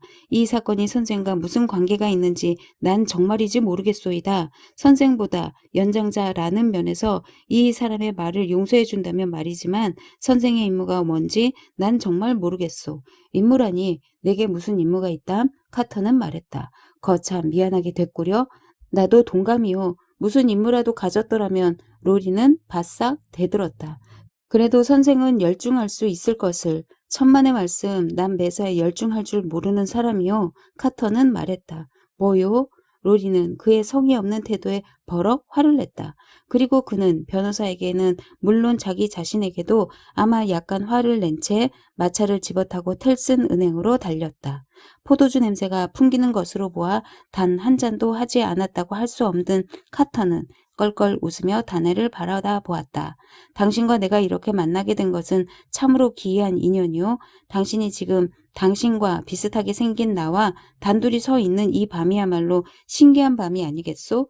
아직도 전 샤를 다네는 대꾸했다. 이 세상에 다시 돌아온 것 같지 않습니다. 그것도 그럴 수밖에. 당신이 저승길로 떠나가려던 것이 바로 아까 일이었으니까. 그런데 어쩐지 말에 힘이 없어 보이는데 맥이 풀리기 시작한 것 같아요. 그럼 저녁 식사를 하는 게 어떻겠소? 난 아까 그 바보 녀석들이 당신을 이승으로 돌려보낼까 저승으로 보낼까 하고 협의하고 있는 중에 식사를 했지. 내 여기서 가까운 음식점으로 안내하리다. 카터는 다네의 팔짱을 끼고 러드게이트 힐을 내려와 플리트 거리로 다네를 끌고 갔다. 그리고 복도로 올라가 식당으로 들어섰다. 그들은 그 집의 조그마한 방으로 안내되었다. 샤를 다네는 산뜻한 요리를 먹고 고급 포도주를 한 잔 들더니 금세 기운을 회복했다. 이젠 이 땅으로 다시 돌아왔다는 기분이 나시오, 미스터 다네. 장소와 시간에 따라서는 머리가 몹시 혼란하기도 하지만 이젠 퍽 기분이 가라앉아서 다른 세상에 있는 것 같이 여겨지지는 않는군요. 그럼 이젠 아주 만족이겠구먼. 카터는 무뚝뚝하게 이렇게 말하고 나서 포도주를 한 잔 더 따랐다. 아주 큼직한 술잔이었다. 여기 이 사람이 가장 바라는 것은 내가 사는 이 세상을 저버렸으면 하는 것이라. 이 세상에서 무엇 하나 재미 본 것이라곤 전혀 없었지. 다만 이런 술은 예외지만 또 이 세상이 내게 덕본 것도 없었고 이 점에서는 우리 두 사람 비슷한 게 없는 것 같군. 실은 어느 점에 있어서도 우린 별로 비슷하지 않은 것 같은 생각이 들기 시작하는데 당신과 내가 그렇단 말이오. 그날의 벅찬 감동으로 들떠 있는 샤를다네는 이렇게 난폭한 태도의 사람과 같이 있다는 사실이 꿈처럼 여겨져 대꾸할 말이 떠오르지 않아 멍해 있었다. 결국 그는 아무런 대꾸도 하지 않기로 했다. 이제 식사도 다 끝났고 했으니 하고 카터는 말했다. 건강을 위해 건배하지 않겠소? 미스터 다네. 축배를 들지 않겠느냐 말이오. 건강은 무슨 건강입니까? 축배는 또 무슨 축배고. 그 말이 혀끝에서 뱅뱅 돌면서 당연히 그럴 텐데 그럴 것임에 틀림없겠지. 그런 마네트 양을 위해 카터는 축배를 들며 상대방의 얼굴을 들여다보더니 갑자기 술잔을 어깨 너머로 내던졌다. 술잔이 벽에 부딪혀 산산조각 나자 배를 눌러 다른 잔을 청했다. 어두운 밤에 손이라도 잡고서 마차에 태워주고 싶은 아름답고 젊은 아가씨였소, 미스터 다네. 그는 새로 가져온 술잔을 채우며 말했다. 다네는 상을 약간 찌푸리며 그렇지만 하고 한마디 간결한 대답을 던졌다. 그런 아름답고 젊은 아가씨가 동정해주고 자기를 위해 눈물을 흘려준다면 얼마나 좋을까. 그 기분이 어떨까. 그런 미녀의 동정과 연민의 대상이 된다면 한번 생명을 걸고라도 재판이란 것을 받아볼 만도 하지 않겠소, 미스터 다네. 여전히 다네는 한마디 대꾸도 하지 않았다. 내가 아까 선생 말을 전해주었더니 그 아가씨가 몹시 좋아하던데 물론 그 여자가 그런 기색을 보인 것은 아니지만 내가 보기엔 틀림없이 그랬을 거라는 거지. 이 이야기를 듣고 있을 때 이 불쾌한 상대가 자기를 오늘의 공경에서 자진해서 구출해준 사나이였다는 생각이 불현듯 다네의 머리에 떠올랐다. 그래서 다네는 화제를 돌려 카턴에게 사의를 표했다. 난 그런 감사를 받고 싶지도 않고 또 그럴 아무런 일도 하지 않았소. 이것은 카턴의 무뚝뚝한 대꾸였다. 첫째, 그것은 아무것도 아니었고 둘째로 내가 왜 그렇게 했는지 나도 모르는 일이니까. 그런데 미스터 단에 한 가지 질문이 있어. 기꺼이 대답해 드리겠습니다. 은혜를 조금이라도 갚을 수 있다면. 내가 당신에게 특별히 호의를 갖고 있다고 생각하시오? 정말은 미스터 카턴 하고 상대는 적잖이 당황한 기색으로 말했다. 그런 문제는 생각해 본 일이 없습니다. 그럼 지금 생각해 보시지. 제게 호의를 갖고 계신 것처럼 행동하셨지만 실은 그렇지 않으신 것 같은 생각이 듭니다. 그래, 나도 동감이요. 카터는 말했다. 그 말을 들으니 난 당신의 이해력에 대단한 호의를 갖게 되는 걸. 그러나 다네는 배를 누르고 일어서며 응수했다. 제가 술값을 치른다고 해서 서로 감정이 상해 헤어지게 될 이유는 아무것도 없겠지요? 그야 절대 없겠지. 카턴의 대답이었다. 다네는 배를 눌렀다. 자, 전부 부담할 작정이신가? 카턴은 말했다. 그리고 다네의 말을 확인하고는 보이에게 일렀다. 그럼 또 1파인트들이 한 잔만 같은 술로 갖다 주게, 보이. 그리고 10시에 날 좀 깨워줘. 샤를 다네는 계산을 하고 일어서며 인사를 했다. 그러나 카턴은 대꾸도 없이 따라 일어서며 도전하는 듯한 공갈, 협박의 기세로 물었다. 마지막으로 한마디 묻겠는데 미스터 다네, 당신은 내가 벌써 취했다고 생각하시오? 아까부터 취하셨다고 생각하는데요, 미스터 카턴. 생각한다고? 취한 것을 알고 있으면서 제 말이 마음에 안 드신다면 알고 있었다고 정정하죠. 그럼 또한 내가 왜 술을 마시고 취하는지 그 까닭도 알도록 해드리지. 난 희망을 잃은 사람이요. 이봐요. 이 세상에서 내가 걱정할 사람도 없고 날 걱정해 줄 사람도 없는 사람이란 말이요. 거참 안 됐습니다. 선생님의 능력을 좀 더 잘 활용하셨더라면 좋으셨을지도 모르죠. 그럴지도 모르지. 미스터 다네. 아니, 그렇지 않을지도 모르지. 그렇지만 말이야. 맨송맨송한 얼굴로 너무 으쓱거리지 말란 말이야. 사람의 운명은 알 수 없는 것이니까. 굿나잇. 혼자 있게 되자 이 괴상한 사나이는 촛불을 치켜들고 벽거울이 있는 데로 가더니 잠시 뚫어지도록 그 속에 비친 자기 모습을 들여다보았다. 넌 그 사나이에게 각별한 호의를 갖고 있느냐? 그는 자기 모습을 들여다보며 중얼거렸다. 너는 무엇 때문에 너를 닮은 그 사나이에게 각별한 호의를 갖고 있느냐? 격에 맞지도 않게 잘 알고 있으면서 아, 넌 이 무슨 모순이냐? 너의 변모한 모습이여? 내가 그 자에게 관심을 갖는 데에는 그야 훌륭한 이유가 있기는 있지. 그 자의 모습을 보면서 타락한 제 꼴이 깨우쳐졌으니까. 그리고 내가 될 수도 있었던 모습을 보여주었으니까 그와 처지를 한번 바꿔놓고 생각해봐라. 그자에게 집중되었던 뭇 사람들의 푸른 시선이 내게도 집중되었을 것인가? 그자에게 던져졌던 그 동정 어린 얼굴들로 너도 동정을 받았을 것이 아니었던가? 자, 똑똑히 말해봐. 넌 그자를 미워하는 거지? 1파인트의 포도주로 위안을 찾은 그는 잠시 후 그것을 다 들이켜고 나서 머리카락을 테이블 위에 흐트러뜨리고 팔로 얼굴을 괜 채 잠이 들어 버렸다. 길고 구불구불한 촛농이 그에게로 흘러내리고 있었다. 승냥이 때는 바야흐로 주정뱅이의 시대였다. 대부분의 사나이들은 마시고 또 마셨다. 그리고 이런 습관이 일대 진보를 보게 된 것은 실로 시대적 소산이었다. 한 사나이가 완전한 인격을 갖춘 신사로서의 명성을 손상시키지 않을 정도로 밤새도록 마시는 포도주와 펀치의 양이란 아무리 줄여서 말해도 오늘날에는 터무니없는 과장이라고밖에 여겨질 수 없으리만큼 막대한 것이었으니까. 법률 전문가도 바커스를 좋아하는데 있어서는 어떤 전문가에게도 뒤지지 않았다. 일대 수지 맞는 일거리를 향해 이미 어깨를 으쓱대며 돌진하고 있던 스트라이버도 그 점에 있어서는 법조인들의 법률 활동과 마찬가지로 동료들에게 뒤지진 않았다. 올드 베일리나 기타 법정의 총아인 스트라이버는 자기가 지금까지 한 단 한 단 올라온 사다리를 이번엔 거꾸로 한 단 한 단씩 정성을 다해 베어버리는 식으로 용의주도하게 일을 처리하는 사람이었다. 이제 올드 베일리나 기타 법정에서는 그들은 특히 그들의 긴 팔을 뻗어서 그들의 총알을 맞이하지 않으면 안 되게끔 되어버렸다. 이리하여 고등법원의 재판장 각하 면전에서 어깨에 힘주고 활보하는 스트라이버의 당당한 모습이 매일같이 보였던 것이다. 변호사단에서 한때 이런 소문이 나돈 적이 있었다. 스트라이버는 입심 좋고 배심 좋고 염치 없고 용이 주도한 사나이였으나 완전한 변호사의 자격으로서 가장 필요하고 가장 중요한 요소인 쌓인 진술 기록으로부터 에센스를 추려내는 능력이 부족하다는 것이었다. 그러나 요즘 그에게는 현저한 진전이 보였다. 자기가 맡은 건수가 많으면 많을수록 점점 더 그는 기운이 뻗치고 신이 나는 것 같았다. 제 아무리 밤늦게까지 앉아서 시드니 카턴과 마시고 또 마셔도 언제나 이튿날 아침이면 주머니 속에 요점만을 적어 들고 법정에 섰다.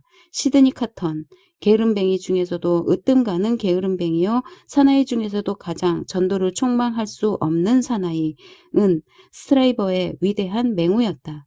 이 두 작자가 힐러리 영국 대학의 1월에 시작되는 학기 기간부터 미클머스 9월 29일까지 마시고 또 마시는 주량은 실로 국왕 폐하의 군함을 띄울 수 있는 양이었다.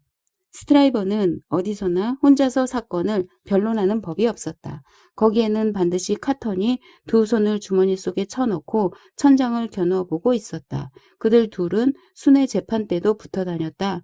그리고 가는 곳마다 밤늦도록 그들의 익숙한 나눔 난무에 솜씨를 피력했다. 마침내 이런 소문이 떠돌았다. 카턴은 농탕으로 밤을 샌 수코양이처럼 이튿날 해가 높다랗게 떴을 때야 비틀거리며 슬그머니 하숙으로 들어간다고. 마지막에는 그런 일에 흥미 있어 하는 사람들 사이에서 이런 소문까지도 퍼졌다. 시드니 카턴은 놀랄 만큼 착한 승냥이는 될지언정 절대 사자는 못돼. 그 보잘것없는 능력을 가지고 스트라이버의 병정 노릇을 하는 걸 보면 말이야.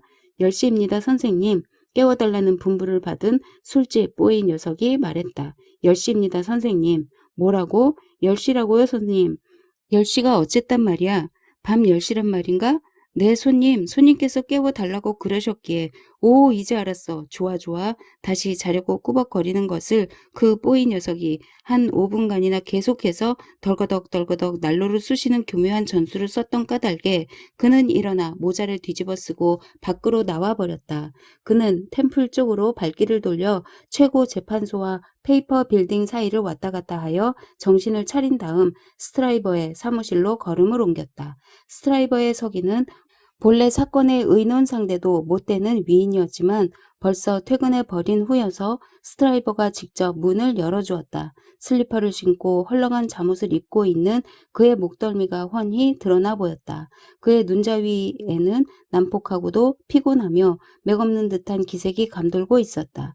그것은 그 같은 자유업자 계급에 속하는 모든 사람의 얼굴에서 흔히 볼 수 있는 기색이요, 제프리스의 초상화 이래 그 예술적 표현이야 가지각색이었다고 할 수 있지만 모든 주정뱅이 시대 초상화의 공통된 특징적 표정이었다고 하겠다. 자넨 좀 늦었군 그려, 천재씨. 스트라이버는 말했다. 늘 그 시간인데 한 15분 늦었을까? 그 두 사람은 사방이 책으로 둘러싸여 있고 서류가 흩어져 있는 어둠컴컴한 방 안으로 들어갔다. 불이 활활 타고 있는 난로에는 주전자가 김을 뿜고 있고 서류들이 흩어져 있는 번쩍거리는 테이블 가운데에는 많은 술병들이 놓여 있었다. 포도주, 럼주, 브랜디, 설탕과 레몬 등. 내 추측건데 자넨 벌써 한잔하고 온 모양이지 카턴? 한두어 병 했지. 오늘 밤엔 낮에 석방된 친구와 저녁을 같이 했다네. 아니, 난 먹지 않고 구경만 했지. 결국 같은 이야기지만. 자네가 얼굴이 비슷하다는 점을 내세운 것은 참 드문 묘안이었어. 카턴, 어디서 그런 묘안이 나왔나? 그리고 언제 그런 생각이 떠올랐나? 그 녀석 미남축에 든다고 생각했지. 나도 팔자만 좋았다면 그만한 인물은 되었을 거라는 생각이 들었다네. 스트라이버는 그 조숙한 올챙이 배를 뒤흔들며 크게 웃어댔다. 자네와 자네 팔자라. 자, 일을 시작하세 일을. 승냥이는 잠옷 시무룩한 얼굴로 옷을 느슨히 하고 옆방으로 가더니 냉수가 든 큰 주전자 1개, 대야 1개, 타월 한두 장을 들고 되돌아왔다. 그리고 그 타월을 물에 적신 다음 대충 짜서 접더니 보기에도 괴상한 꼴로 머리에 얹어놓고 테이블 옆에 앉아서는 외쳤다. 자, 준비 완료. 오늘 밤 일은 뭐 그리 열심히 하지 않아도 되네. 천재 선생. 스트라이버는 서류를 들여다보며 흥겨운 목소리로 말했다. 몇 건이나 되나? 단 2건. 둘 중 골치 아픈 건을 먼저 보여주게나? 자, 여기 있네, 카턴. 우선 그것부터 해치우게. 사자는 술병이 놓인 테이블 한끝에 자리 잡은 소파에 주저앉았다. 승냥이는 그 반대편 테이블 위에 서류를 어지러이 흐트러 놓고 그 곁에 앉았다. 손이 닿는 곳엔 술병과 술잔이 준비되어 있었다. 두 손이 불이 나게 그 술병 놓인 테이블 위를 드나들었으나 각각 술잔을 짚는 모습에도 큰 차가 있었다. 사자는 늘 두 손을 벨트 속에 쳐놓고 난로를 바라보기도 하고 때로는 그리 소중하지도 않은 서류 나부랭이를 장난삼아 뒤적거리고 있었다. 승냥이는 양미간에 주름살을 지어 긴장된 표정으로 술잔 더듬는 손 쪽을 바라볼 겨를도 없이 일에 열중하고 있어 술잔을 더듬어 입에까지 가져오는데 1분도 더 걸리는 형편이었다. 손에 들고 있는 사건이 착잡한 극한 대목에 부딪히면 승냥이는 몸을 일으키고 할 수 없이 타워를 적실 때도 2서너 번 있었다. 이렇게 주전자와 대야까지의 행차가 끝나면 그는 형용할 수 없이 기괴한 물수건 행장으로 되돌아가곤 했다. 기괴한 꼴에 처절하고 침통한 빛마저 곁들여 점점 더 우스꽝스런 광경이 벌어졌다. 이윽고 승냥이는 사자님께 드릴 빽빽하게 찬 먹이를 주워 모아서 그것을 그에게 바칠 단계에 이르렀다. 사자는 그것을 조심성 있게 받아들고 요점을 추려 표를 했다. 요점을 추려 표를 하는 데 있어서도 승냥이는 사자를 도왔다. 그 먹이를 앞에 놓고 의견 교환이 완전히 끝나면 사자는 또다시 두 손을 벨트 속에 쑤셔 넣고 누워 명상에 잠긴다. 여기서 승냥이는 한 잔의 술로 목을 축여 원기를 회복하고 새로 물수건을 적셔 이마에 대고는 2번째 먹이를 추리는 업무로 들어가게 된다. 똑같은 식으로 2번째 먹이가 사자 앞에 제공되었다. 시계가 새벽 3시를 칠 무렵이었다. 자, 이제 다 끝난 셈이군, 카턴. 펀치 한 잔 큰 잔으로 들이켜지. 스트라이버는 말했다. 승냥이는 또 다시 무럭무럭 김이 나는 타월을 머리에서 떼고 고개를 상하 좌우로 흔들며 하품을 하고 몸을 한바탕 부르르 떤 다음에 사자의 명령에 따랐다. 카턴, 자넨 오늘 증인들을 가려 놓는 데 있어 지극히 정확하고 착실한 솜씨를 발휘했었지. 사사건건 질문마다 백발백중이었단 말이야. 나야 항상 정확하고 착실하지. 그렇지 않나? 그건 나도 부정하지 않겠네. 그런데 왜 뾰로통에 있는 건가? 펀치라도 한 잔 들고 기분을 좀 풀지 그래. 투덜투덜 대면서도 승냥이는 또 다시 그의 말에 따랐다. 슈르즈베리 학교 시절 옛날 그대로의 시드니 카턴이라 하고 스트라이버는 고개를 끄덕거리며 지금까지의 그를 논평하는 조로 말했다. 옛날 학창 시절부터 올라갔다 내려갔다 시소를 타던 시드니 카턴 기분이 좋았다 나빴다. 아, 승냥이는 탄식했다. 그렇고 말고 그때나 지금이나 밤낮 같은 팔자의 시드니 카턴일세. 그때부터 난 다른 애들 공부는 해줘도 내 공부는 안 했었지. 왜 안 했었나? 하느님만이 아시지. 아마 그게 내 인생 철학이었던 모양이야. 그는 두 손을 주머니 속에 쑤셔 넣고 두 다리를 쭉 뻗고는 난로를 들여다보고 있었다.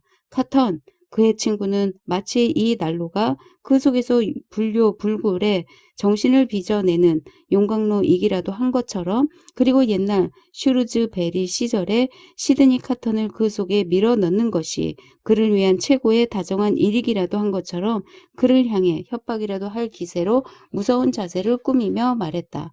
자네 인생 철학은 말이야 항상 절름발이 철학이야. 자넨 매사에 정력도 쏟아붓지 않고 또 목적도 세우지 않는단 말이야. 날 좀 보게 이 사람아. 아 귀찮아. 카터는 흐뭇한 기분으로 가볍게 웃어넘기며 대꾸했다. 설교는 그만두게. 내가 지금까지 어떤 식으로 삶을 개척해왔나? 스트라이버는 말했다. 그리고 지금은 어떤 식으로 살아가고 있느냐 말일세. 내내 자네를 도와준 내게 보수를 지불하기도 하면서 살아왔지. 어떻게 살아왔단 말인가. 내게 그런 말 들려준 대자 소용없네. 마이동풍격이야. 자넨 하고 싶은 일은 꼭 하고야 마는 성격이지. 자네는 언제나 앞장섰었지만 난 언제나 꽁무니에 섰었어. 난 앞장서지 않고선 못 베겼으니까. 그러나 난 본디부터 그렇게 생겨 먹었기 때문은 아니었네. 그런 게 아니야. 내가 자네의 명명식에 참석했었던 것도 아니고. 그러나 자넨 본디 그렇게 생겨 먹었을 걸세. 카터는 말하며 여기서 또다시 껄껄 웃었다. 그러자 둘은 크게 웃음을 터뜨렸다. 슈르즈베리 이전에도 그 당시에도 그 이후에도 카터는 말했다. 자네는 자네 자리에 있었고 난 내 자리에 있었지. 우리가 프랑스 학생 거리에서 프랑스어와 프랑스 법률과 기타 시시한 프랑스 꼽재기들을 주워 배우던 학생 시절에도 자네는 항상 존재가 뚜렷했었지만 난 항상 그럼 그게 누구 탓이었단 말인가? 맹세코 자네에게 책임이 없었다곤 단언할 수 없네. 자네가 늘 혼자서 앞에서 설치는 바람에 난 그만 기회를 다 놓쳐버리고 녹슬어 누워 있을 수밖에 없었으니까 말일세. 그러나 이런 새벽녘에 사람의 과거를 캐내는 것은 우울한 일이니 가기 전에 화제를 돌려보세. 자 그럼 예쁜 미인 증인을 위해 건배하세. 스트라이버는 술잔을 들며 외쳤다. 이제 기분 좋은 화제가 된 건가? 분명 화제는 호전되지 않은 모양이었다. 그는 또다시 우울한 표정을 지었으니까 예쁜 미인 증인이라고 그는 자기 술잔을 들여다보며 중얼거렸다. 난 오늘 낮부터 밤까지 하루 종일 많은 증인을 겪어왔지만 자네가 말하는 미인 증인이란 누구를 말하는 건지 모르겠는걸? 그 그림 같은 의사의 딸 마네테양 말이야. 그 여자가 미인인가? 그럼 아니란 말인가? 아니지. 왜 이러나 이 사람아. 그 여잔 만장의 찬탄을 받았어. 만장의 찬탄이고 뭐고 올드 베일리 법정이 뭐 미인 선발장인가? 그녀는 금발의 인형에 불과해. 그런가 카턴? 그는 말했다. 날카로운 눈초리로 그를 바라보며 그 불그레한 얼굴을 슬슬 쓰다듬으면서 자넨 시치미를 떼는군. 아까 그 금발 인형에게 동정을 표한 것은 누구보다도 오히려 자네였다는 생각이 드는데 더욱이 그 금발 미인의 신상에 돌발한 일을 재빨리 발견한 것도 자네 아닌가? 돌발한 일을 재빨리 발견했다고? 여자가 말이야. 인형이건 아니건 간에 사나이의 1, 2야드 거리 내에서 기절해보게. 그 여자가 누구든 망원경 없이 그의 눈에 띌 테니 건배를 드는 건 좋지만 미인이란 점만은 부정하네. 그리고 이젠 그만 마셔야겠네. 난 좀 자야겠으니까. 그의 사자가 손에 촛불을 들고 그를 따라 나가 층계를 비춰주었다. 그 은 창문을 통해 햇살이 비쳐 들어왔다. 공기는 차고 구슬프다. 무거운 하늘은 머리를 찍어 누를 듯 강물빛은 거무스레하고 온 천지가 죽음의 사막과도 같다. 한바탕에 아침 바람에 먼지의 화환이 돌고 돈다. 마치 사막의 누런 먼지가 하늘 높이 올라가 그 앞장선 모래알이 빗발처럼 온 도시를 휩싸 버리는 것과도 같이. 그의 체내에서 낭비되고 있는 정력, 그리고 온 세상을 둘러싼 사막, 고요한 언덕길을 가는 도중 그는 잠깐 멈춰서서 자기 앞에 펼쳐진 이 황무지의 공명심, 금욕, 인내의 혼합체인 신기루가 서 있는 것을 본다. 그 아름다운 공상의 도시에는 사랑과 은혜로 자기를 보아주는 꿈결 같은 회랑과 생명의 과실들이 무르익어 있는 뜰과 눈앞에 반짝이는 희망의 샘물이 있었다. 순간 이 모든 꿈은 사라져 버렸다. 그는 높은 층계를 올라가 자기 방에 다다른 것이다. 옷을 입은 채 무심한 침대 위에 몸을 던져버렸다. 그리고 헛된 눈물로 베개를 적셨다. 슬프게 슬프게 해는 또 떠올랐지만 탁월한 능력과 착한 감정을 가지고 있으면서도 그것들을 정당한 행동과 자기 자신을 위해, 자기 자신의 행복을 위해 쓰지 못하고 자기를 파먹는 병균들을 감지하면서도 그대로 그것들의 밥이 되어 버린 이 사나이보다도 더 가련한 광경은 떠오른 그 해 아래 이 세상에는 또 없었던 것이다.